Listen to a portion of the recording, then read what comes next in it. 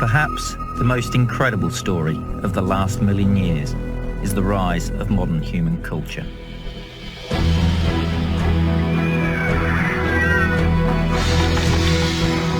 The cities we populate and the lives that we lead. It is the world that our children will inherit. In the earliest days of human history, humans were hunter-gatherers, often moving from place to place in search of food. But about 10,000 years ago, our ancestors began to learn the secrets of selective breeding and early agricultural techniques. For the first time, people could raise food rather than search for it, and this led to the development of semi-permanent villages for the first time in history. Why only semi-permanent, you might ask? Well, at first the villages still had to relocate every few years as the soil became depleted. It was only with the advent of techniques like irrigation and soil tilling about 5,000 years ago that people could rely on a steady and long-term supply of food, making permanent settlements possible. And with the food surpluses that these techniques produced, it was no longer necessary for everyone to farm. This allowed the development of other specialized trades and, by extension, cities. As populations grew and moved into cities, trash became a problem. It littered the streets, attracted pests, and bred diseases like the bubonic plague. Ancient Egyptians threw their garbage in the Nile, where they also bathed and got their drinking water.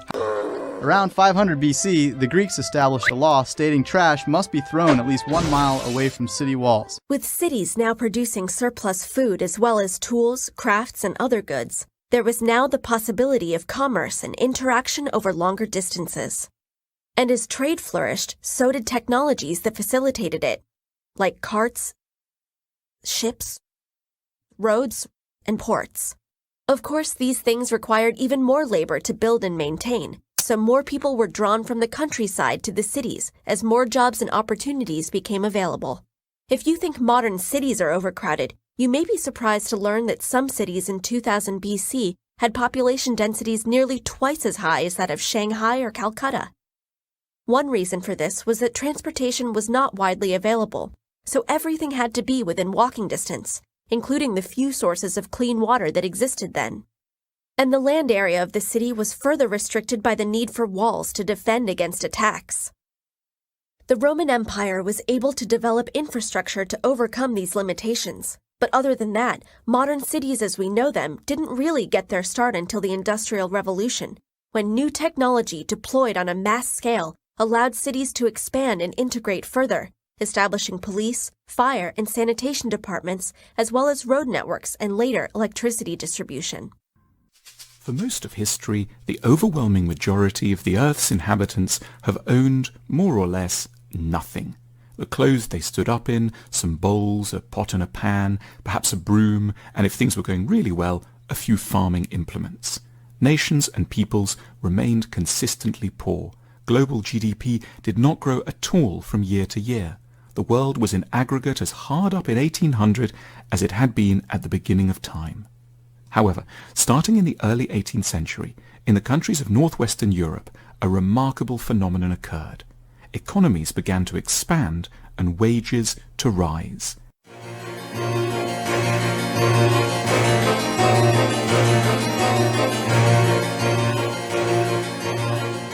During the 17th century, new trade routes opened up, and a new middle class of traders and entrepreneurs emerged to exploit them.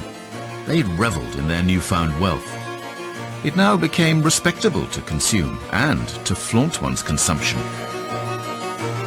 In 1776, one man would capture this spirit of self-interested individualism. In his book, The Wealth of Nations, Adam Smith argued that the pursuit of luxury worked as an economic driver that would make everybody richer. The best way to encourage economic growth is to unleash individuals to pursue their own selfish economic interests, he wrote. Families who'd never before had any money beyond what they needed just to survive found they could go shopping for small luxuries, a comb or a mirror, a spare set of underwear, a pillow, some thicker boots or a towel. Their expenditure created a virtuous economic cycle. The more they spent, the more businesses grew, the more wages rose. By the middle of the 18th century, observers recognized that they were living through a period of epochal change that historians have since described as the world's first consumer revolution. It was in Britain where the changes were most marked. Enormous new industries sprang up to cater for the widespread demand for goods that had once been the preserve of the very rich alone. The Christian Church looked on and did not approve. Up and down England, clergymen delivered bitter sermons against the new materialism. They called it vanity, which was a sin. But there now emerged an intellectual revolution that sharply altered the understanding of the role of vanity in an economy. In 1723, a London physician called Bernard Mandeville published an economic tract titled The Fable of the Bees, which proposed that, contrary to centuries of religious and moral thinking, what made countries rich, and therefore safe, honest, generous-spirited and strong, was a very minor, unelevated and apparently undignified activity: shopping for pleasure. It was the consumption of what Mandeville called fripperies, hats, bonnets, gloves, butter dishes, soup tureens, shoehorns and hair clips, that provided the engine for national prosperity and allowed the government to do in practice what the church only knew how to sermonize about in theory: make a genuine difference to the lives of the weak and the poor. The only way to generate wealth, argued Mandeville, was to ensure high demand for absurd and unnecessary things. Of course, no one needed embroidered handbags, silk-lined slippers or ice creams, but it was a blessing that they could be prompted by fashion to want them, for on the back of demand for such trifles, workshops could be built, apprentices trained, and hospitals funded. Mandeville shocked his audience with the starkness of the choice he placed before them. A nation could either be very high-minded, spiritually elevated, intellectually refined, and dirt poor, or a slave to luxury and idle consumption, and very rich. The parameters of this debate have continued to dominate economic thinking ever since. We re-encounter them in ideological arguments between capitalists and communists and free marketeers and environmentalists. During the 19th century, scarcity was gradually overcome. Personal wealth and the trade it promoted drove an unparalleled economic boom that transformed the West. Giant factories were built to provide the goods that society now demanded. And it wasn't just the production of goods which was revolutionized. The process of buying was itself transformed. After the first department store opened in 1852, shopping became a respectable leisure activity. Department stores offered a dream world of material luxury, promoting shopping as an experience to savor. And stores became the cathedrals for a new faith on the march. In the 1920s, business leaders were faced with a dilemma. Overproduction of goods had exceeded demand. Production between 1860 and 1920 had increased by 12 to 14 times, while the population only increased by a factor of 3.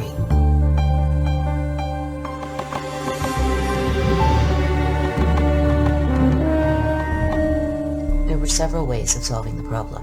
One was to reduce working hours and raise wages so that production and consumption reached an equilibrium. This would have led to more leisure time for workers and a higher standard of living. The problem with this solution is that it could have entailed a slight decrease in profits. Corporations are mandated by law to maximize profits on behalf of their shareholders, regardless of social or environmental costs. According to business leaders, there was another problem. John Egerton, president of the National Association of Manufacturers, warned that a shorter work week would undermine the work ethic and potentially foment radicalism. If people had time to stop and think, they might also take the time to rethink their position in life. The emphasis should be put on work, Egerton stated. More work and better work, instead of upon leisure. It seems a harmless enough statement, but what businessmen were advocating was revolutionary. Production would no longer be about satisfying human needs. It would be an end in and of itself. Rather than a democracy of ideas, or a democracy of mass participation, the United States would become a democracy of material goods. The citizen would be replaced by the consumer. In the 1920s, light bulbs lasted 2,500 hours. Today, they last only 1,000 hours. What happened? The first nylon stockings on the market were made to last. What happened then? They time those things. They time them, so when you finally paid for them, they're used up. The answer is a hidden mechanism at the heart of the consumer society. Planned obsolescence. The desire on the part of a consumer to own something a little newer, a little sooner than is necessary. In this classic British film from 1951, an enterprising young chemist invents a thread which repels dirt and does not wear out. He believes that great progress has been made.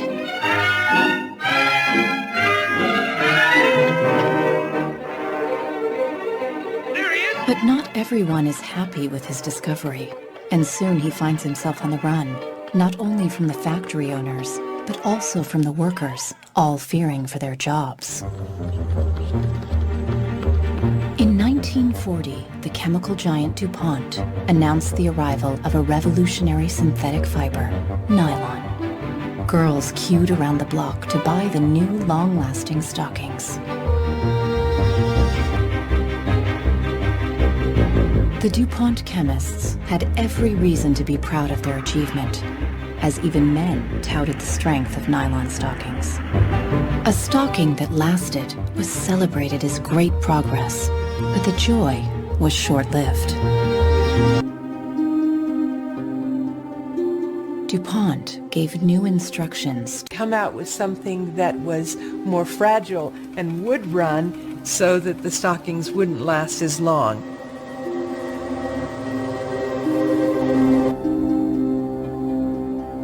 Stockings soon started to run again.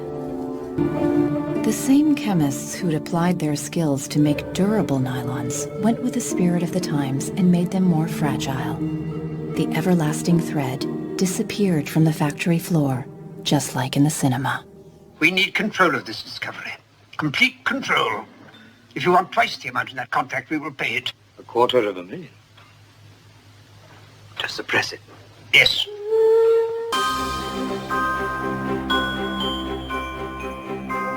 In the late 1950s, ordinary consumers began to ask questions about planned obsolescence and the tricks of manufacturers.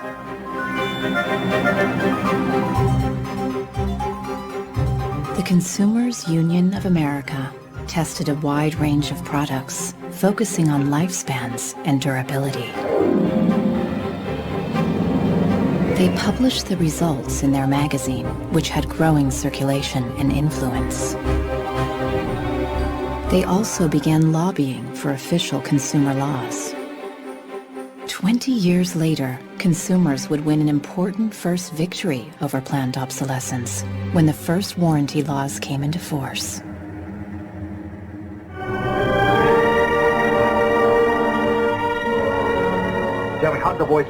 Popular culture, too, started echoing the frustration of ordinary citizens with planned obsolescence.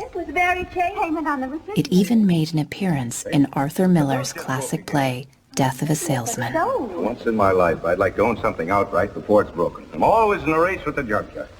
Just finished paying for the car, and it's on its last legs. The refrigerator consumes belts like a crazy maniac. They time those things. They time them, so when you finally paid for them, they're used up. The Waste Makers, published in 1960, was the first academic analysis of planned obsolescence. The author, Vance Packard, had shot to fame with a book about the powers of advertising. His new work became a bestseller. Good evening, Mrs. Packard.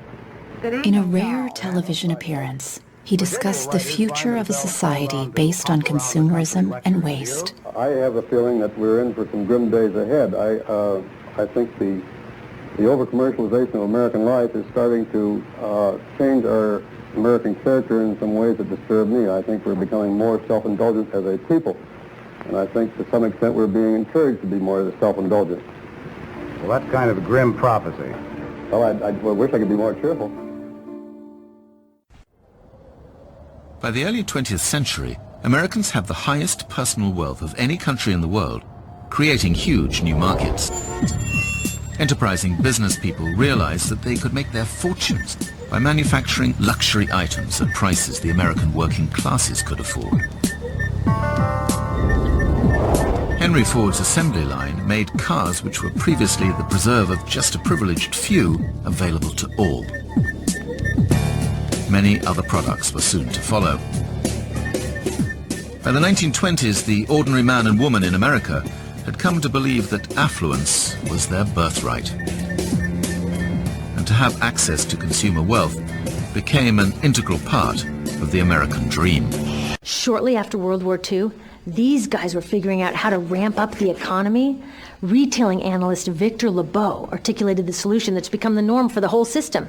He said, our enormously productive economy demands that we make consumption our way of life, that we convert the buying and use of goods into rituals, that we seek our spiritual satisfaction, our ego satisfaction in consumption. We need things consumed, burned up, replaced, and discarded at an ever-accelerating rate. President Eisenhower's Council of Economic Advisors chairman said that the American economy's ultimate purpose is to produce more consumer goods. More consumer goods? Our ultimate purpose? Not provide health care or education or safe transportation or sustainability or justice? Consumer goods? How did they get us to jump on board this program so enthusiastically? Well, two of their most effective strategies are planned obsolescence and perceived obsolescence. Planned obsolescence is another word for designed for the dump. It means they actually make stuff to be useless as quickly as possible, so we'll chuck it and buy a new one. There's also perceived obsolescence. Now, perceived obsolescence convinces us to throw away stuff that is still perfectly useful. Advertisements and media in general plays a big role in this. Big business and its advertising agencies turned to the science of psychology. One of the pioneers was Edward Bernays, who would become known as the father of public relations. He was fascinated by the discoveries of Freud and other psychiatrists. He believed that if you understood what motivated people, you could influence their behavior without them knowing about it, and cajole them into buying even more. Rather than focus on the intrinsic worth of a particular product, Bernays suggested a strategy where products became linked with the unconscious desires of the public. In this manner, there would be virtually no limits to either production or consumption. One of his best-known efforts had to do with encouraging women, to smoke. He would stage beauty pageants, he would stage what would today be called photo ops and that sort of thing, in which smoking by women was portrayed as women's liberation, was portrayed as a way to be free. Advertisers started to work out how to play on our subconscious.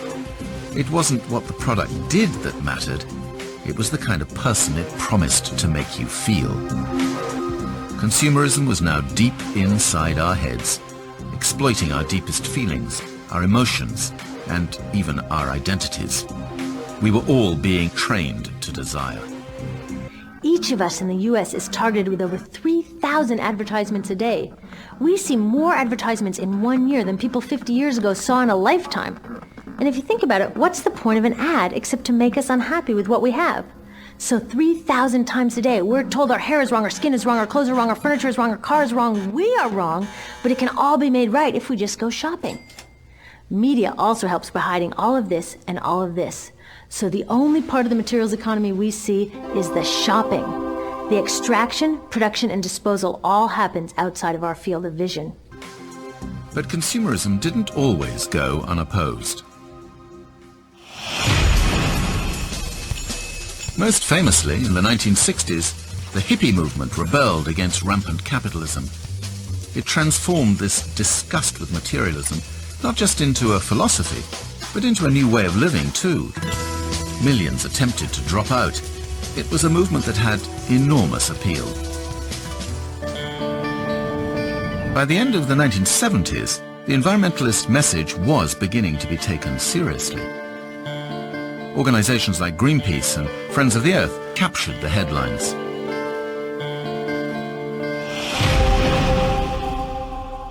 But then, America and the West took a fateful step. A new breed of politicians dismissed environmental warnings and ushered in an age of even more rampant materialism. Hippies were now replaced by yuppies, and a new philosophy ruled: greed is good. Throughout the 80s, we were all encouraged to measure our success by how much we earned and how much we bought. And today's successors to Thatcher and Reagan have done little to set aside the toxic legacy of such triumphalist individualism. Such is the momentum of consumerism that nothing has been able to slow its relentless march.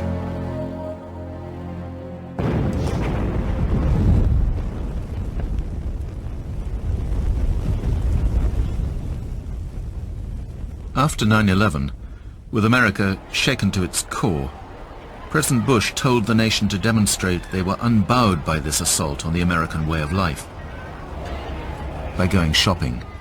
We cannot let the terrorists achieve the objective of frightening our nation to the point where we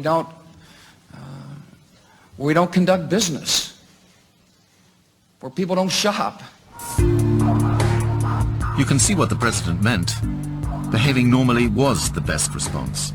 And normality in today's economy means being out there shopping. Nothing, not even international terrorism, would be allowed to stand between the people and their pursuit of the great American dream.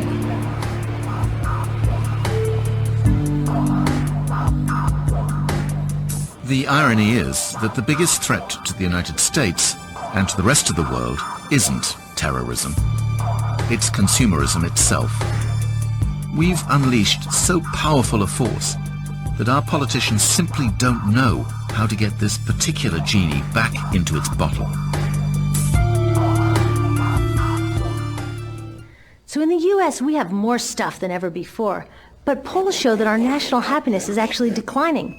We have more stuff, but we have less time for the things that really make us happy. Friends, family, leisure time. We're working harder than ever. Some analysts say we have less leisure time than any time since feudal society. And do you know what the two main activities are that we do with the scant leisure time we have?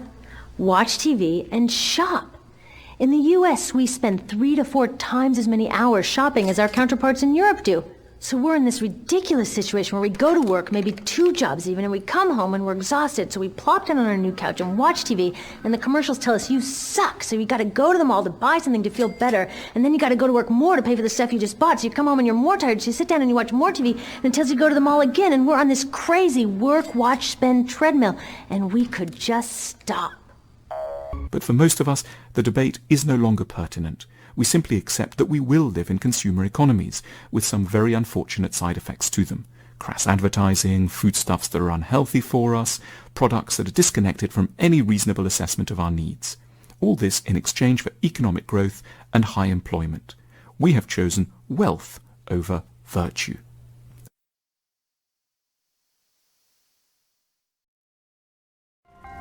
On April 22, 2024, a massive fire broke out at the Ghazipur landfill site in Delhi. This was no ordinary fire, but a symptom of a much larger problem. Ghazipur was supposed to have been shut down in 2002.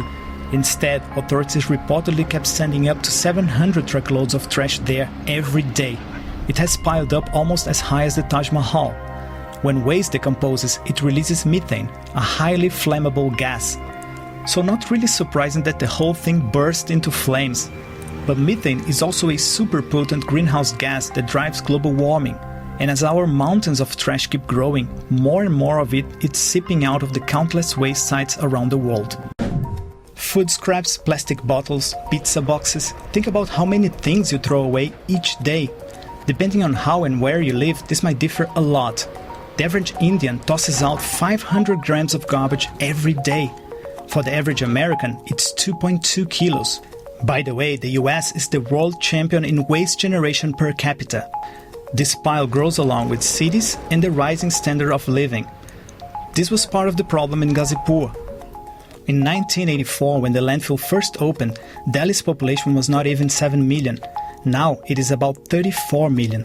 The authorities weren't ready for that. And on the planet right now, we're 8 billion people producing 2.1 billion tons of rubbish every year.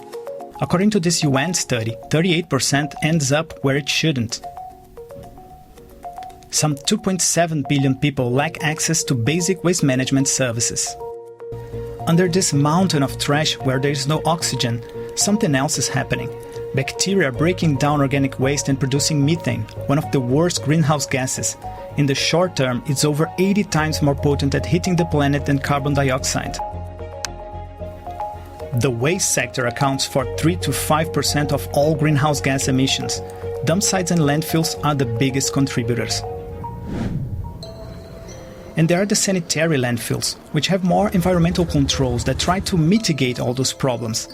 They started to evolve in the 20th century, especially in the second half, also because the material used in our products have become much more toxic to the natural environment. Currently, the United States has more than 2,600 landfills. That's a lot of trash. Americans have historically relied on landfills for many reasons. Just to name a few, consumption levels are really high, the country has wide open spaces available, and using landfill was quite often seen as the cheapest option in the short term. That is why half of the trash produced by Americans ends up there. So it's no wonder that they host the planet's biggest landfill of its kind, according to the Guinness World Records, the Apex landfill, outside of Las Vegas. It's big enough to accept waste for the next 250 years. Landfill operators use several ways to tackle the problems of dumping trash. To protect the ground from toxic chemicals, they start with a large hole in the ground lined with giant impermeable layers of synthetic material. Kinda like a huge empty swimming pool with a big plastic sheet in it. At the bottom there's a drainage system to remove the leachate that's generated. Sensors can also be placed at the bottom layer to detect any possible leaks. After the leachate is treated, it is turned into reusable water. Nowadays, an engineered landfill can also capture most of the methane emitted by making a kind of trash lasagna that stops most of it from going to the atmosphere. As the garbage is dumped, heavy tractors compact it and then cover it with an impermeable layer. Dump, compact, cover, repeat, over and over again. Then a kind of system of pumps sucks out most of the gases generated, including the methane. At this point, there are two options. The methane captured can be burned through a process called flaring that turns it from a super harmful greenhouse gas into a regular harmful one, CO2. But this is a huge waste. Here comes the second option. Methane can generate heat, electricity, or renewable natural gas in power vehicles, for example. Many US landfills use these technologies, and we even hear in the media that altogether they produce enough equivalent energy to power 1 million homes. This technique promises to reduce methane emissions by 60 to 90%. So, problem solved? Not quite. Using special infrared cameras on planes and satellites, researchers have detected substantial leaks. Current measuring methods, which usually rely on ground observations, couldn't detect them. The researchers found that US landfills emit 1.4 times more methane than officially reported. But it's not all bad news. This data can help landfill managers to detect leaks and reduce emissions straight away. However, not all solutions in this field need to be so high-tech. The IPCC's recommendation to reduce methane emissions from landfill is much simpler and more straightforward. Reduce the amount of organic waste in them, because the methane emissions from landfills are produced when organic matter decomposes underneath a pile of garbage without oxygen. In countries like India, where around 50% of the garbage is wet waste, avoiding it in landfills can be really effective, and some places are being quite successful in implementing this policy. Take Mysuru, for example. With a population of more than 1 million, it produces between 400 and 500 tons of waste daily. The authorities designed a decentralized system in which trash gets collected, segregated, and composted inside their neighborhoods. Here it is important to remember that composting is primarily an aerobic process with oxygen, where microorganisms break down organic matter. It can release small amounts of methane if it's not properly done, if there isn't enough aeration. That is why quite often you see people turning the compost regularly. In Mysuru, about 50% of all waste is composted. For that, the collector goes from door to door. If residents don't properly separate their trash, they'll be fined. Officials say only 5% of the trash goes to landfill. Their goal is zero waste. The compost produced is sold to local farmers in the horticulture department. When you look around India, this may feel like a drop in the ocean, but it is a great example that shows it can be done. Composting also sorts out another huge problem. Almost 1/3 of the country's farmland suffers from soil degradation, partly due to the heavy use of chemical fertilizers. Now, organic compost is being used on farms to restore the land. This is a great example of climbing up the ladder of the waste hierarchy.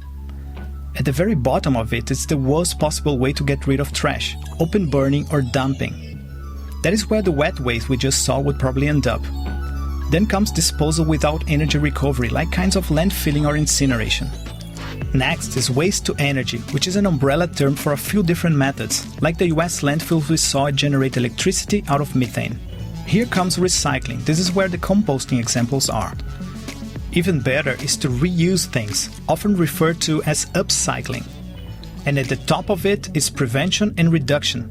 That part depends a lot on waste producers, so companies as well as individual consumers. Going up in the pyramid is not always easy. Closing dump sites and making landfill better is a challenge and can be a long process, but it can be done.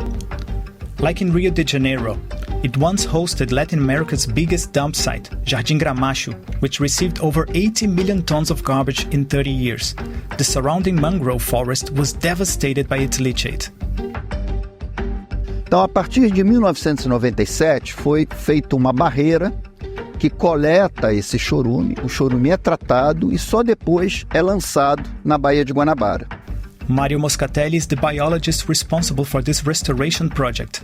Então, nesses 30 e poucos anos de trabalhos quase que contínuos, nós recuperamos a maior área de manguezal da Baía de Guanabara, que são 130 hectares de mangue.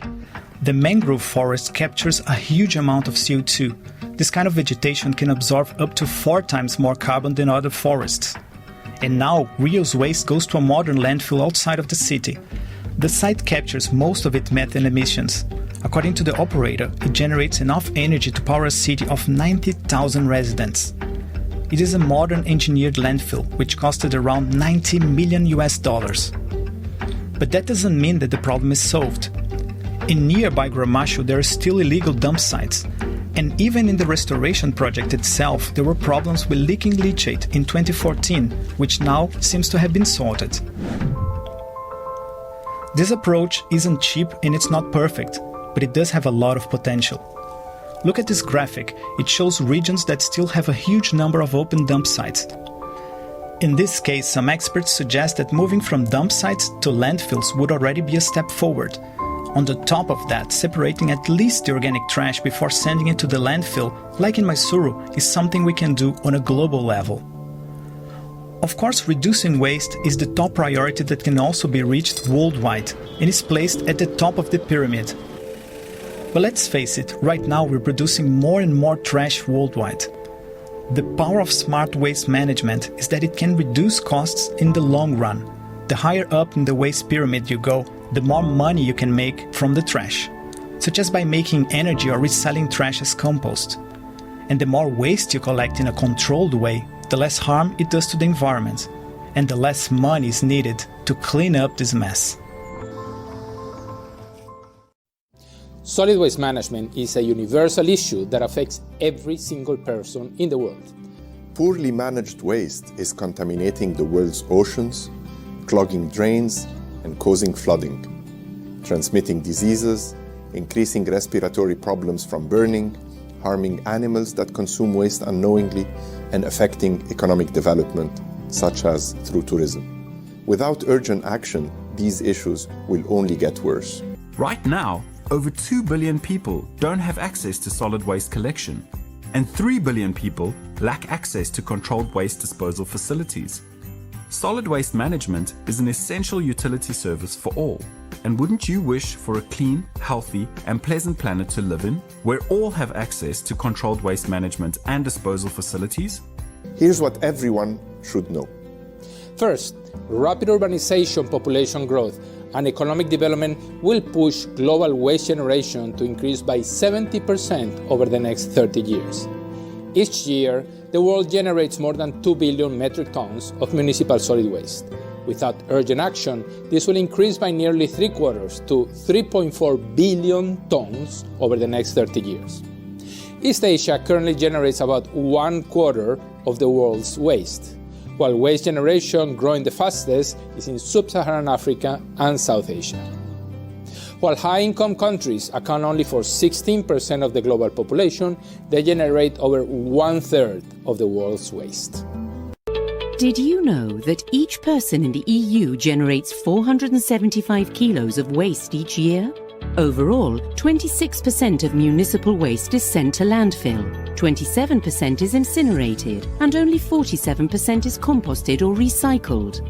This means that 80 million tons of recyclable materials are thrown away or wasted annually.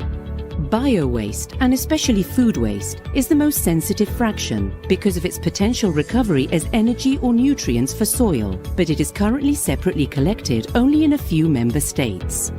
About 75% of food waste may be avoidable.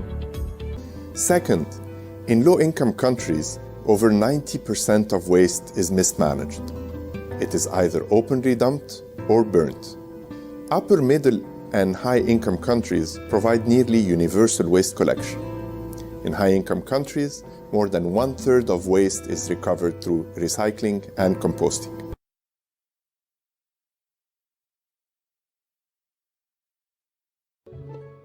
Trucks deliver waste cardboard, paper, plastic, wood, certain metals and so forth from industrial and municipal collection streams to sorting centres, where we weigh, store and feed them into the sorting line. Certain types of waste, for example waste electrical and electronic equipment, follow specific treatment circuits. First, we separate waste by size in a trommel screen, which is basically a spinning drum. The large and small waste is sifted out, then treated. Then most of the waste reaches the next screen, which separates it according to its density and shape. The flat waste heads up, and heavier hollow waste heads down. An overband magnetic separator lifts all the waste that contains iron. An optical sorting head then separates waste according to its material. Here, a scanner analyzes the waste that travels through its light beam, and compressed air blasts eject the waste that contains the material we want to extract. Then, several optical sorting heads separate the other types of waste, different types of plastic for instance. We use our self-adapting sequential sorting system, instead of a full battery of sorting heads. This machine sorts waste in loops, according to the predominant material that the scanner detects on the belt. Operators then check the automatic sorting. They use innovative remote sorting capabilities to eject unwanted materials simply by tapping a touchscreen. The sorted materials are compacted into bales and inspected carefully for tracking purposes. Manufacturers can then use them as raw materials to make new materials or new products, which will be used, reused and recycled again and again.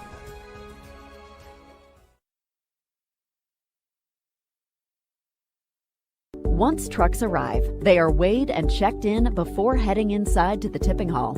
The waste is unloaded onto the tipping floor and visually inspected for any unacceptable items, which are removed for separate recycling or proper disposal. Waste is then pushed into a storage pit and thoroughly mixed before being loaded into bins, which we call hoppers, where it travels to the combustion chamber. The tipping and waste storage areas are maintained under negative air pressure to contain dust and odors. Once fed into the combustion chamber, waste is combusted at extremely high temperatures in a self-sustaining process at approximately 2,000 degrees Fahrenheit. A typical hopper load is completely combusted in 1 to 2 hours. As waste is burned, the heat converts water in the steel tube-lined walls into steam that rises through boiler tubes where it is superheated. The steam turns a turbine-driven generator to produce electricity, or may sometimes be used directly for heating or industrial processes. The electricity produced by the turbine generator is exported to local utilities for use in homes and businesses. Each ton of waste can generate 550 to 700 kilowatt hours of electricity. Steam from the process is condensed back into water and returned to the boiler tubes, making it an efficient, closed-loop system. After combustion, the volume of waste is reduced by 90%, leaving an inert ash and metal. Remaining ash is beneficially reused or landfilled as non-hazardous waste. Ferrous metals such as iron and steel are recovered using a rotating drum magnet, and non-ferrous metals like aluminum and copper are separated by an eddy current system. Collected metal is sold to be made into new products. State-of-the-art air pollution control equipment ensures that emissions are well below limits to be fully protective of human health and the environment. We neutralize acid gases using lime in a scrubber reactor and inject activated carbon for heavy metal control. We control emissions of particulate matter primarily through a bag house, which employs thousands of fabric filter bags. All flue gas must pass through the bags before exiting through the stack. Throughout this process, the control room closely monitors emissions through a real-time continuous emission monitoring system, controls steam flow, and a number of other automated systems inside the facility. Every day, tankers arrive and deliver byproduct, which is pumped into a reception tank and then a digester, where it stays for around 40 days, monitored all the while by a team of lab engineers on site. In the digester, microorganisms break down the byproduct into methane-rich biogas. This process is called anaerobic digestion, and it works in the same way that the body burns calories for energy, but on a much larger scale. The process captures a biogas, which consists of 60 to 65% methane, that is ideal for renewable energy production by fueling a 500 kilowatt biogas combined heat and power engine. This provides electricity and heat for the plant, and surplus electricity is exported to the national grid. Biogas is cleaned and upgraded to almost 100% pure methane, suitable for injection into the gas grid. Nothing for waste. After digestion, the byproduct is pasteurized at 70 degrees C for 1 hour, with leftover digestate returned to land as nutrient-rich fertilizer. Household and industrial waste that is not recycled or recovered elsewhere is brought to the landfill site by truck. The waste is weighed and checked to make sure it is not dangerous in any way. It is then taken to a landfill cell. The design and location of these cells are thoroughly studied beforehand to make sure the environment is protected. Depending on the nature of the ground, the base and sides of each cell may be reinforced with an impermeable mineral layer. Then the cell is lined with watertight membranes to keep the waste mass contained. Waste is deposited in a cell in operation, then spread out and compacted. This operation is repeated, so the layers become increasingly dense as they accumulate. The rainwater that percolates through the waste forms a liquid known as leachate, which is drained off and treated. After a cell is filled to capacity, it is closed and covered with a layer of soil that is planted to ensure the site blends into its natural surroundings. The cell's environmental impact is monitored for several decades. Inside the airtight cell, an absence of oxygen causes the organic waste materials to ferment, a natural process that creates a large buildup of biogas, made up of a mixture of methane, carbon dioxide, nitrogen, and oxygen. This biogas is captured by a network of vertical and horizontal wells that crisscross the layers of waste. It can then be used in a local industrial process or conveyed to a cogeneration plant. Next, the biogas is purified before being burned to fuel combustion engines. The combustion heat pushes a set of pistons, which in turn drive an alternator. This alternator produces electricity. Some is used on site and the rest is delivered to the high-voltage national grid. Residual heat from combustion can be transferred by heat exchanger to a nearby district heating network or to an industrial or agricultural facility. Capturing and utilizing biogas from landfill waste means less methane is released into the atmosphere, so it contributes to combating climate change as well as preserving resources. District heating replaces individual boilers. It uses less energy, costs less, is environment friendlier, and makes cities more pleasant places. Here's how and why at a glance. We generate the heat in boilers fueled by a variety of sources of energy. Most of them are renewable. biomass for example. And we also reclaim heat from waste incineration. That heat travels as hot water or steam through an underground pipe system. This is the primary circuit. Then it reaches substations in apartment buildings, office blocks, public buildings, and sometimes industrial districts or retail areas. Each substation has a heat exchanger that transfers the heat from the primary circuit to the secondary circuits in buildings. Inside, they split into heating circuits and hot water circuits. The heat then warms up the building, through underfloor systems and radiators for instance, and other appliances. The heating in these buildings is reliable, clean, quiet, and saves money. Once the water in the primary circuit has warmed up the building and cooled down, it returns to the heating plant, where we warm it up again. District heating systems combine renewable energies and digital technology to help to improve energy efficiency in cities and to make energy management smarter.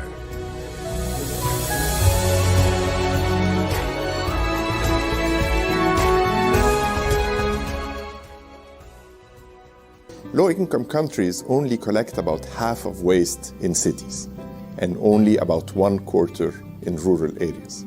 There is much to be done in collecting waste in low-income countries.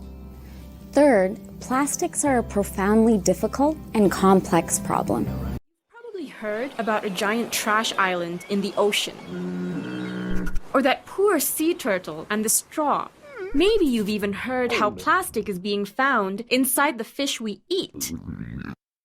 The plastic crisis gets a lot of attention, but the headlines usually focus on the plastic that ends up in the environment. And that's just part of the story. The truth is, plastic has a whole life cycle that's hidden from view, one that harms people and the planet from start to finish. When manufacturers started using plastic for consumer goods, they treated it as a durable material, using it to make objects meant to last. This is an American city, a real community of homes and homemakers like thousands of others across the nation. We call it Plastics Town, USA. The table is set with polyethylene products too. America's post-war boom presented endless opportunities for this new, durable, lightweight material. Modern-day miracles that were made with the help of petrochemicals. From packaging to clothing to home furnishings. Very durable. Plastic's wide-ranging applications. Glassine, polyethylene, mylar, promised a new world through chemistry. Step into the world of man-made materials that take up where nature left off. But pretty soon, manufacturers realized that the fastest way to increase profits would be to get people to buy plastic, use it once, and then throw it away. At one plastics industry conference in 1956, a speaker looked out at the crowd of plastic manufacturers and said to them, "Your future is in the garbage wagon." And things started to explode.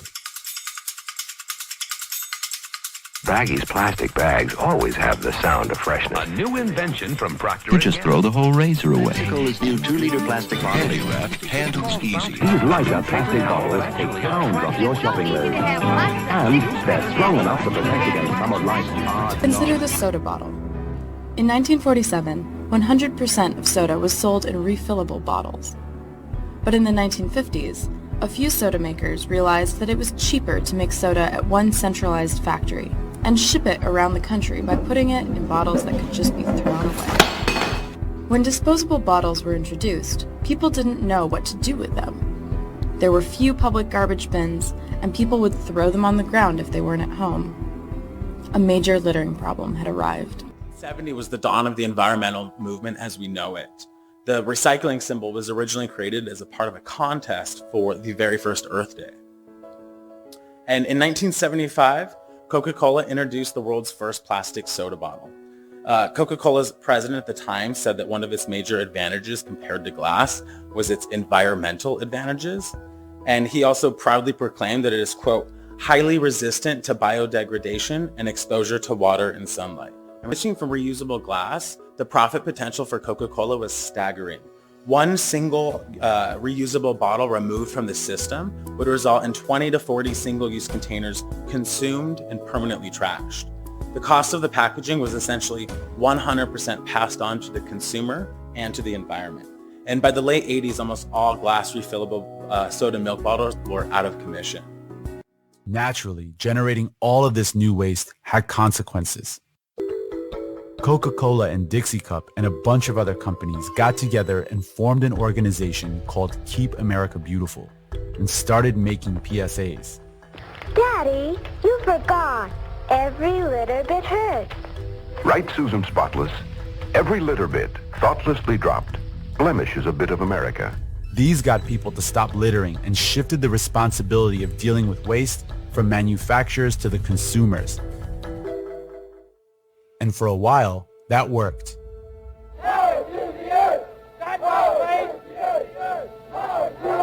A unique day in American history is ending, a day set aside for a nationwide outpouring of mankind seeking its own survival. Earth Day. By 1970, citizens were increasingly concerned about the environment. Manufacturers were facing growing pressure to take responsibility for excess production. The garbage, the trash, the carbon monoxide, the junk. So on Earth Day, the next year, Keep America Beautiful released this. Some people have a deep, abiding respect for the natural beauty that was once this country. And some people don't. People start pollution. People can stop it.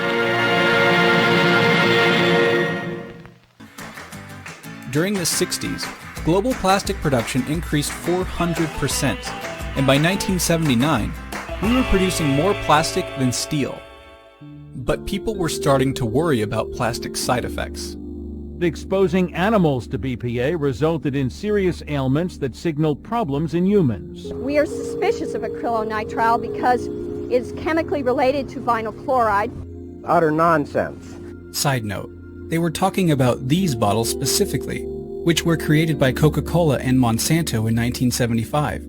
And surprise, acrylonitrile is toxic, and it was used in food and beverage containers for 3 decades. It was finally banned in 1977, and the bottles were taken off the shelves. And as the research was stacking up, so was the garbage. Due to a landfill shortage, a ship nicknamed the Garbage Barge made headlines in 1987 after it wandered the shorelines for months, looking for a place to dump its trash. And it got people talking. It may seem odd to you that for such a large country we're having trouble with our garbage, but we're drowning in this stuff. And in the 70s, after microwaves were considered a miraculous invention, and by the 80s they became way more affordable after Japanese manufacturers entered the market. And in 1986, the Campbell Soup Company proudly declared the Swanson aluminum tray is history when they replaced it with plastic so that consumers could easily find it. And in 1987, environmental activists targeted styrofoam. The plastic's gases were proven to be an ozone destroyer. And enter McDonald's again, as they were the largest consumer of styrofoam. Environmentalists launched the McToxics campaign. It was a grassroots effort that really was the first of its kind. McDonald's describes styrofoam as, quote, basically air, and that foam packaging is good for landfill because it aerates the soil. Customers really began to start mailing their trash back to the company, and styrofoam bans started popping up around the country. So under pressure, McDonald's agreed to recycle it all. As plastic usage exploded, the public demanded government-mandated recycling. And so in 1988, the SPI, which was a trade association that represented nearly all plastic manufacturers, decided to intervene. They feared government bans and regulations that had started to pop up. So they embarked on a campaign to greenwash the world. And they did it by stealing Earth Day's recycling symbol. They altered it by entering a number into the middle of it, defining various grades of plastic from 1 to 7. They then lobbied this system to state and local governments as a coding system, which would somehow magically guarantee recycling because they had numbers on them. And their lies worked, unfortunately. This system was informally adopted, and then they embarked on a multi-million-dollar campaign to promote disposable plastics to consumers as environmentally neutral. At the beginning. Plastic is made from fossil fuels like oil or fracked natural gas. Extracting those fossil fuels and turning them into plastics creates a lot of pollution. pollution that most often affects marginalized communities nearby. As we've gotten better about using less oil and gas to power our lives, the fossil fuel industry found a lifeline in plastics. In fact, oil and gas companies are doubling down on plastic production, with plans to build or expand over 300 petrochemical plants in the US alone by 2025. But these companies already produce more plastic than we can use. So where's all that plastic going? A lot of it's flowing into new markets, in places like Asia, Africa, and Latin America. Because more than any other product category, plastic isn't driven by the demand for it, but by the supply. Corporations like Unilever, Nestle, and Procter & Gamble are aggressively marketing single-use plastic products around the world. These companies go to places like Indonesia, where I live, and push their products onto communities that just aren't prepared to deal with all that plastic. Maybe they're used to using natural packaging. Maybe they live on a tiny island without a system of waste collection. And on top of that, countries in the global north are shipping their own plastic waste into these countries too. When you add that all up, it's no wonder so much of this plastic ends up in the environment. And globally, that's where a whopping 32% of plastic packaging ends up. 40% goes to a landfill, where plastic just piles up for future generations to deal with. And 14% is incinerated. These super expensive facilities depend on plastic to burn everything else. It is oil and gas after all. So they want to see more plastic, not less. Yahoo! Then there's recycling. Unfortunately, it's not the solution that many people think it is. Just 14% of plastic packaging gets recycled, and only 2% is effectively recycled, meaning it becomes something as useful as before. The rest is downcycled into something worse. And most recycled plastic is only recycled once, before ending up in landfills, incinerators, or the environment anyway. So it turns out that we can't burn, bury, or recycle our way out of this problem. And we can't just scoop all that plastic out of the environment either. That's like trying to bail out a bathtub with a teaspoon while the tap is on full blast. Companies are choosing to make something that will be used just once, from a material that lasts forever. If you don't like what throwaway plastics are already doing to our world, brace yourself. We face a tsunami of throwaway plastic in our and the ocean's future.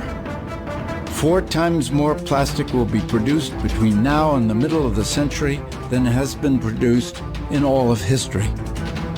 4 times more. What can we do? So how about we turn off the tap by shutting down the plastic machine? That means passing policies that create systemic change. Like phasing out the single-use plastics that pollute the most, ending the fossil fuel subsidies that are fueling big plastic, and holding companies responsible for the plastic waste they create. Peru passed a law that keeps plastic out of national parks and beaches. Belize is getting rid of styrofoam. And the European Union has mandated reductions for throwaway plastic throughout its 28 member countries. Living systems have been around for a few billion years and will be around for many more. In the living world, materials flow. One species' waste is another's food. Energy is provided by the sun. Things grow, then die, and nutrients return to the soil safely. And it works. Yet as humans, we've adopted a linear approach. We take, we make, and we dispose. A new phone comes out, so we ditch the old one. Our washing machine packs up, so we buy another. Each time we do this, we're eating into a finite supply of resources and often producing toxic waste. It simply can't work long term. So what can? If we accept that the living world's cyclical model works, can we change our way of thinking so that we too operate a circular economy?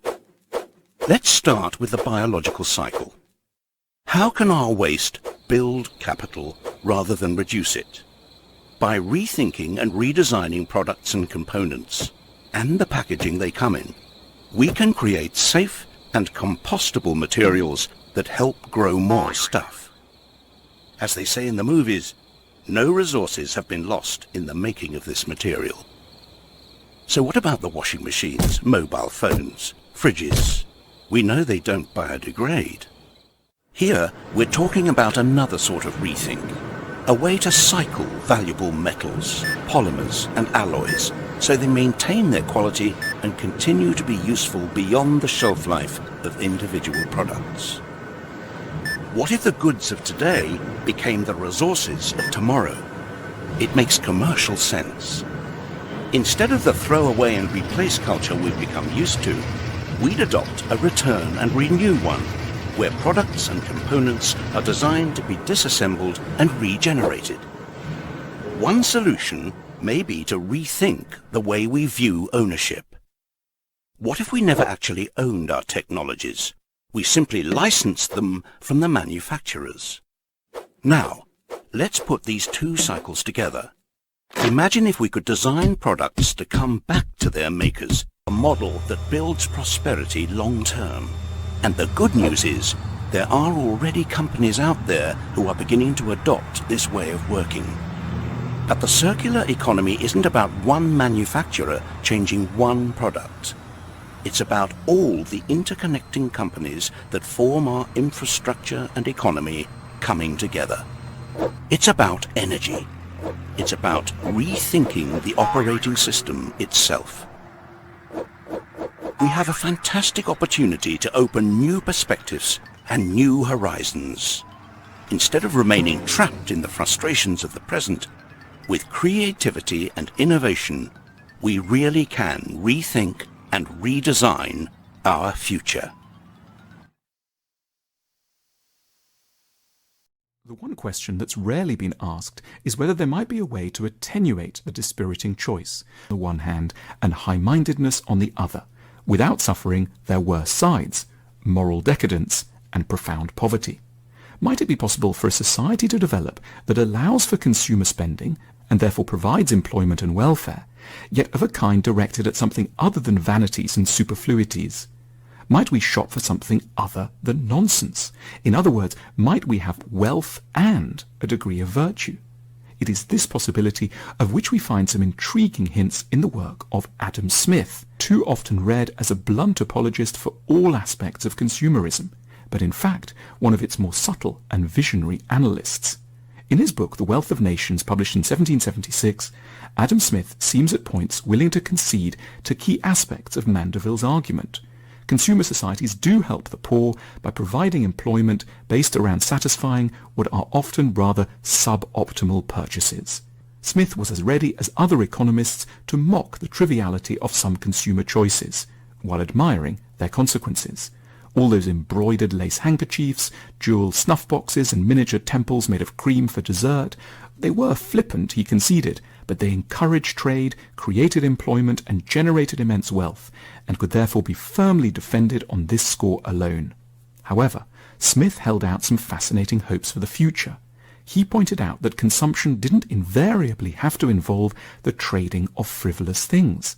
He had seen the expansion of the Edinburgh book trade, and knew how large a market higher education might become. He understood how much wealth was being accumulated through the construction of Edinburgh's extremely handsome and noble New Town. He understood that humans have many higher needs that require a lot of labour and intelligence and work to fulfil, but that lie outside of capitalist enterprise as conceived of by realists like Bernard Mandeville. Among these are need for education, for self-understanding, for beautiful cities, and for rewarding social lives. The ultimate goal of capitalism in Adam Smith's view was to tackle happiness in all its complexities, psychological and not just merely material. The capitalism of our times still hasn't entirely come round to resolving the awkward choices that Bernard Mandeville and Jean-Jacques Rousseau circled.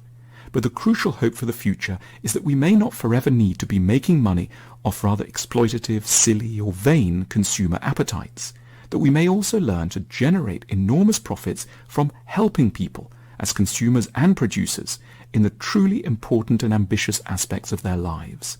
The reform of capitalism hinges on an odd-sounding but critical task, a new kind of consumerism, the conception of an economy focused around buying and selling services and goods focused on our higher needs.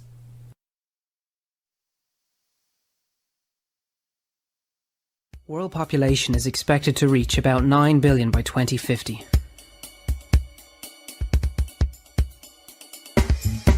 The average rates at which we consume resources, such as oil and metals, and produce waste, like plastic and greenhouse gases, are about 32 times higher in North America, Western Europe, Japan and Australia than they are in the developing world. The poor of the world logically want to have our standards of living. But the fact is that the planet simply does not have sufficient resources to support such a dream. In 20 years, the global middle class is expected to grow by 3 billion people. And we're on track to double the material resources we use by 2060. We may see China's growing consumption as a problem, but the Chinese and many others are only reaching for the consumption rate we already have. Telling them they cannot or should not try would be hypocritical, immoral, self-serving, and futile, as it wouldn't work.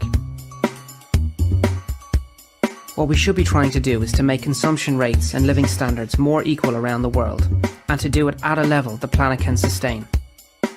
The question is, how can we do this? We are told that humans should finally learn how to produce energy and food in harmony with nature. But if we take a step back and look at the historical evolution of human societies, the concept of circular bioeconomy isn't as new and innovative as it may sound. For thousands of years, humans lived on this planet without using fossil energy. It all shifted rapidly with the Industrial Revolution, which brought huge changes in a very short period of time. Global population, which had been more or less stable below the 1 billion mark, skyrocketed to 7 billion and is still growing. The average consumption per capita has also increased, leading to higher and higher needs of energy and food. Since we live on a finite planet, the combination of increased population and consumption has made it incredibly hard to move back to a circular bioeconomy, as there are less and less natural resources per capita. At the same time, expectations about improvements in the quality of life are increasing all over the world at a faster and faster pace, and particularly in the global south. So, what next? Recycling reduces the loss of valuable materials to landfill and saves energy needed to make something new. Aluminium is a good example. It has the highest recycling potential of all recycled materials. Every 1 kilogram of recycled aluminium saves 8 kilograms of bauxite, 4 kilograms of chemical products, and 14 kilowatt hours of electricity. The energy saved by recycling just 1 aluminium can will run a TV for 3 hours. But even with a recycling rate of 90% for aluminium cans, you still lose 10% of the aluminium each time you recycle. And if most cans only have a life of 3 months before being recycled, that's only 4 years before it's all gone. Recycling is a good idea, but in a linear system it simply slows down the loss of valuable materials. We can't go back to how things were before the Industrial Revolution. Our daily life has changed too much. Expectations have become higher, and there are far more people on the planet. Maybe it's time to think about things differently. So, where to start? Design is critical today because it's the first signal of human intention. So the question of adding quality to quantity, it isn't a matter of simply circulating things that are potentially toxic. It's circulating things that are safe and healthy for all generations.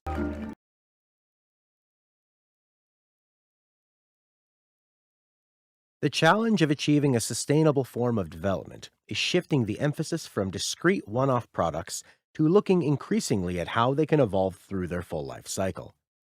This is a fundamental switch in paradigm from designing systems that are inherently degenerative to systems that are inherently regenerative over time. Developing a truly circular economy requires diversity and the interconnecting of different systems. Systems and processes that are all the same consume the same resources and produce the same outputs without the capacity to recycle them. It is only by connecting different systems in the right way that we can harness their diversity to create synergies between them. The circular economy shifts the locus from things to the synergies between them. Our existing linear economy is a product of analytical thinking, where we divide everything up and separate everything out so as to focus on specific activities and achieve economies of scale. We put housing all in the residential area, factories in the industrial zone, food production in farms, etc. In contrast, the circular economy is about integration so as to enable feedback loops and synergies. Things in this circular model become multifunctional. Instead of a building just serving a housing function, it becomes also an energy producer and consumer, a food producer and consumer. It may function as entertainment and recreation. This multifunctionality works to not just close loops, but also create more resilient systems because they are more self-sufficient and less dependent. As the circular economy is not about any individual product or thing, it is rather about changing the organization of whole systems, it requires systems thinking. There are many practical changes we could make to move towards a circular economy, like legislating product design or subsidizing the reuse of materials. But there are also much bigger holistic changes we could make to our entire economic system. What if we no longer consumed products, we just used them? Does everyone need to own a washing machine, a drill, a car? Cars, after all, are just parked 95% of the time. If we rented products, we could reduce the amount of critical minerals and mining required to produce them. And when your car or your refrigerator broke, it wouldn't be your problem. So maybe then it would be in manufacturers' interest to make them repairable. Rather than an ownership economy, we could live in an access economy, one that prioritized human needs over growth.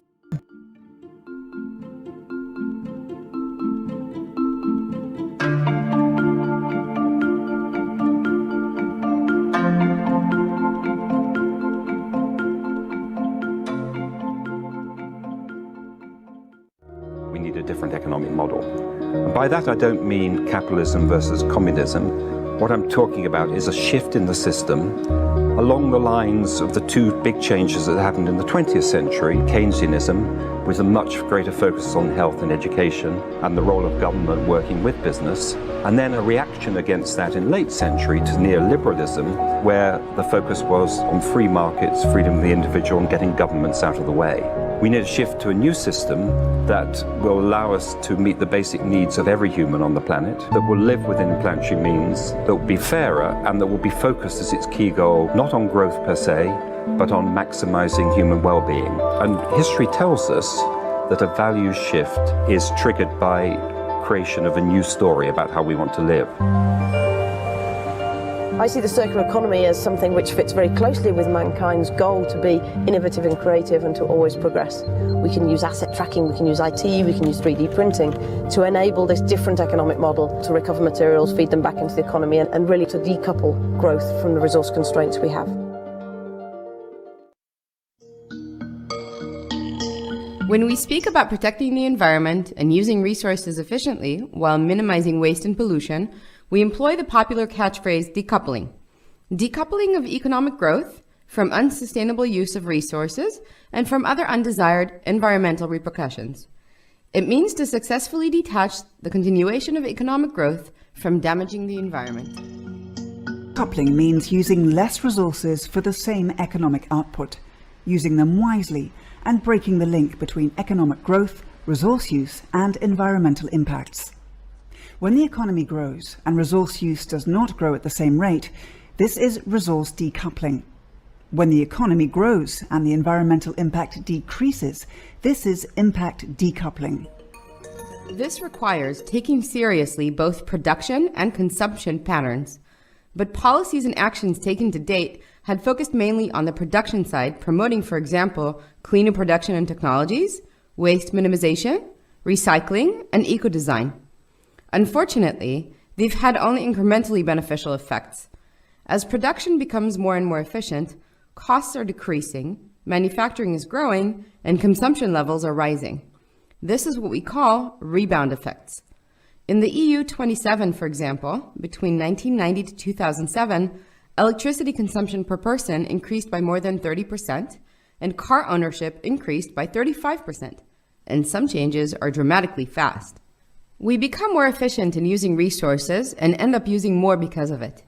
Actually, if current population and consumption trends continue, by the 2030s, we'll need the equivalent of 2 Earths to support us, but we have only one. Obviously, minimizing risks within current production patterns and lifestyles is not and cannot be enough. We must think differently and radically challenge the way in which we produce and consume. This requires alternative business models that go beyond mere technological improvements, together with new patterns of sustainable consumption of goods.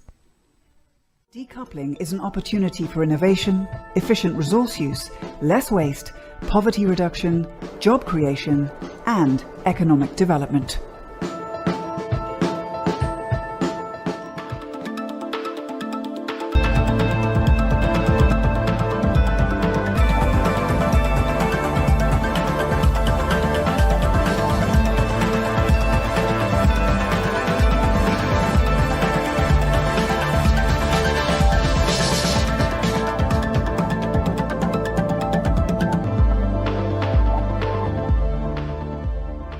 Now, let's talk about servicizing. The potential link between a service economy and sustainable development was proposed by Walter Stahel. According to Stahel, traditional industrial economy places the central value on the exchange of the products being consumed.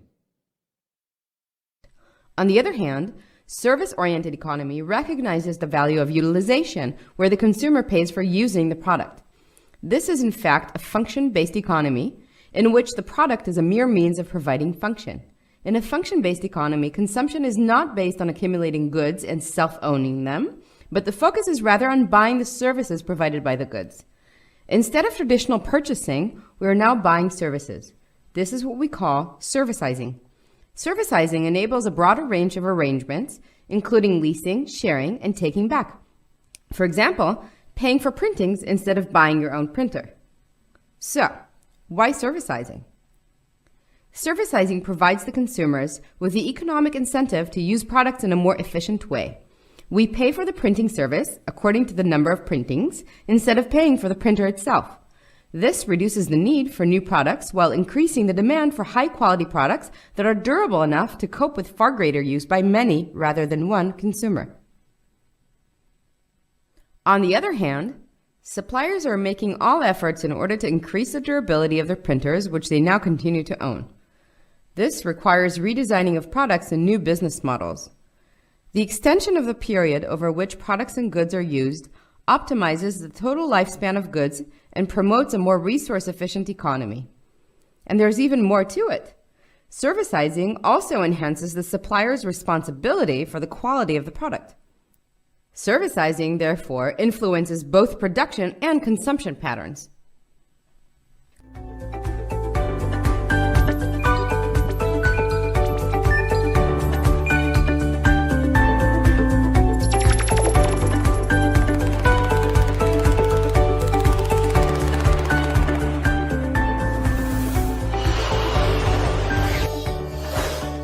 In this model, manufacturers or retailers would remain the owners of the products. Maintenance and repairs becoming part of the deal. Even better if running costs, like electricity, were included. For companies, it makes sense to retain precious materials when their future availability is uncertain and when prices are forecast to rise. Premature obsolescence would be phased out, rather than designed in. Buying expensive goods up front would no longer be a necessity. It already happens with mobile phones and cars. Why not fridges, washing machines, power tools, and so on? A system that works long-term by designing out waste and keeping valuable products in the loop, and maintaining or remanufacturing them, creating jobs in the process.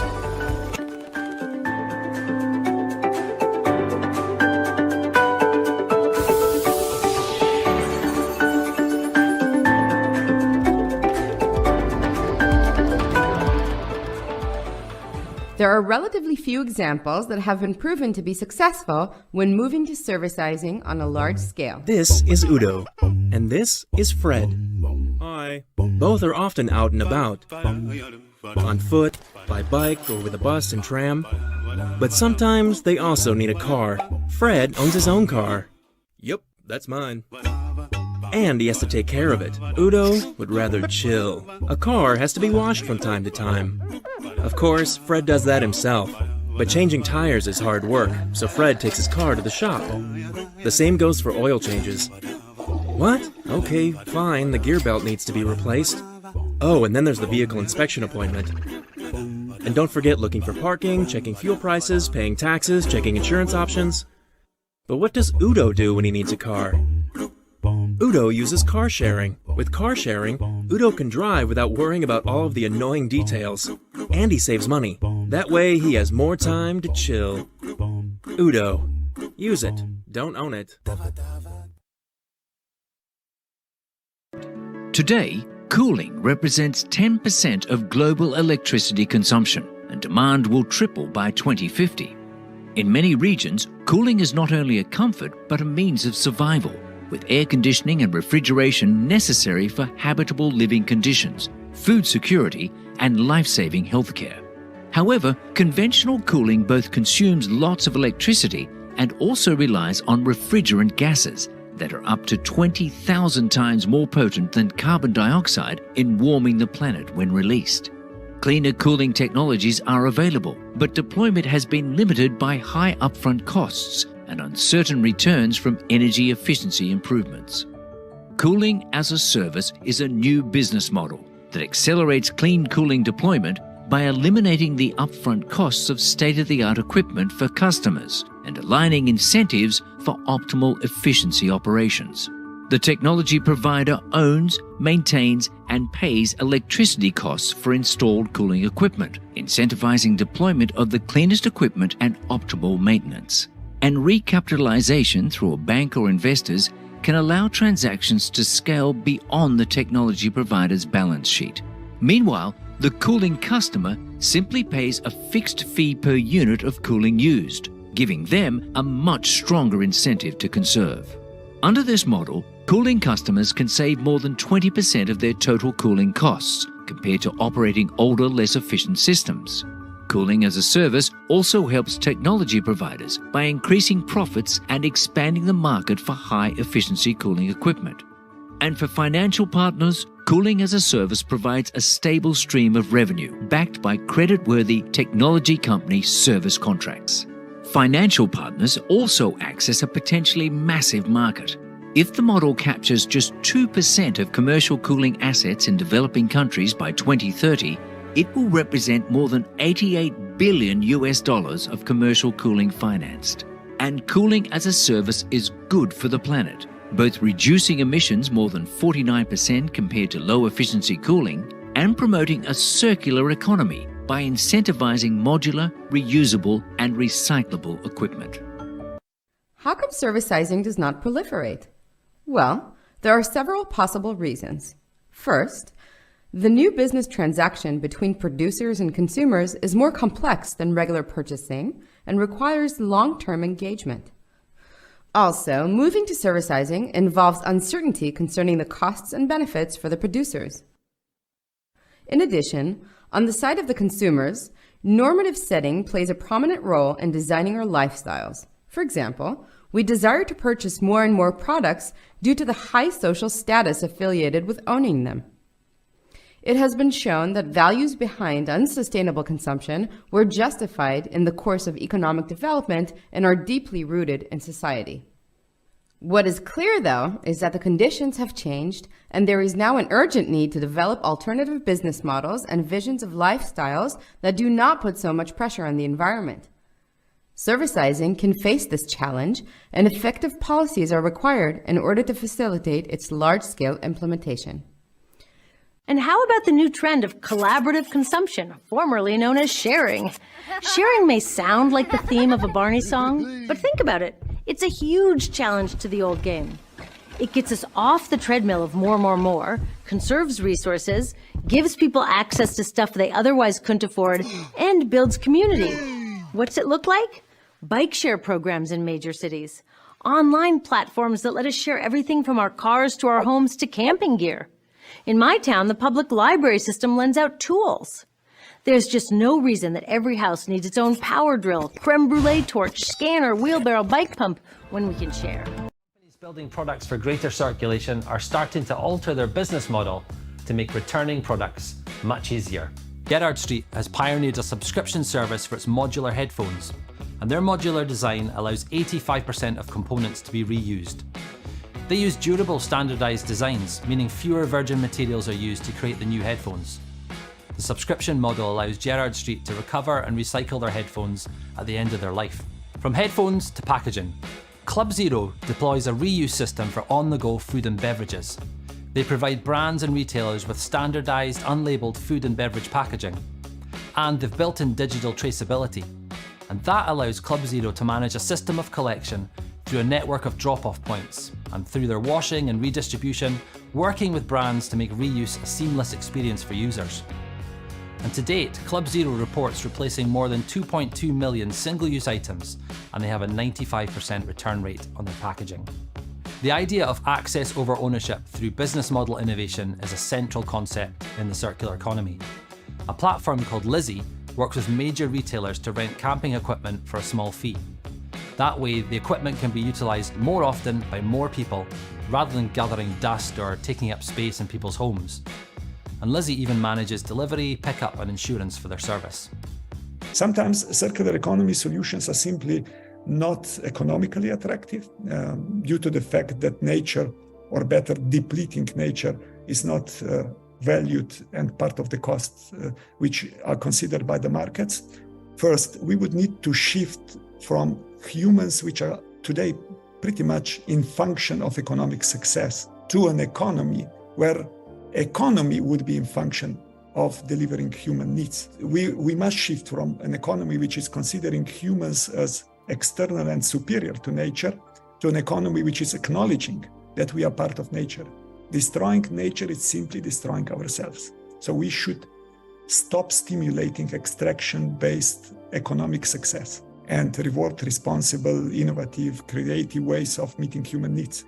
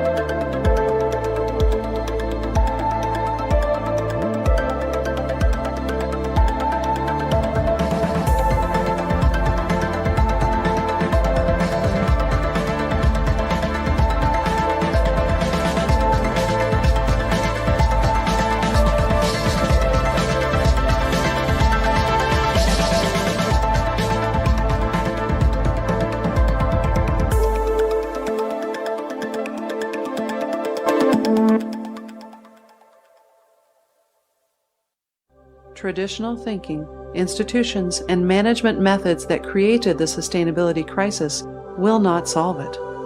As such, the development of truly sustainable global economy would involve a transformation in the deep structure of post-industrial economies. Climate change is a result of our take, make, waste economy. And until now, we've looked at solving climate change largely by switching to renewable energy. We're replacing fossil fuels with wind and solar power at speed all over the world. But the truth is that the energy transition will only solve half the climate problem. It's like we've been reading only half the book, like we've been watching only half the movie. So what completes the picture? Transforming how industry uses materials and how we manage land. That is, transitioning to a circular economy. It's more than energy. It's about transformation. What does that mean? It means we address things before they become a problem and design out emissions before production even begins. We build an economy that eliminates waste and pollution, keeps products and materials in use, and regenerates natural systems. The circular economy can help address climate change by reducing emissions from industry, land use, and agriculture. So how do we make this transition? By businesses embedding the circular economy in their climate strategies and redesigning products and services. By governments setting enabling policies and putting the necessary infrastructure in place. By investors mobilizing capital towards circular economy solutions.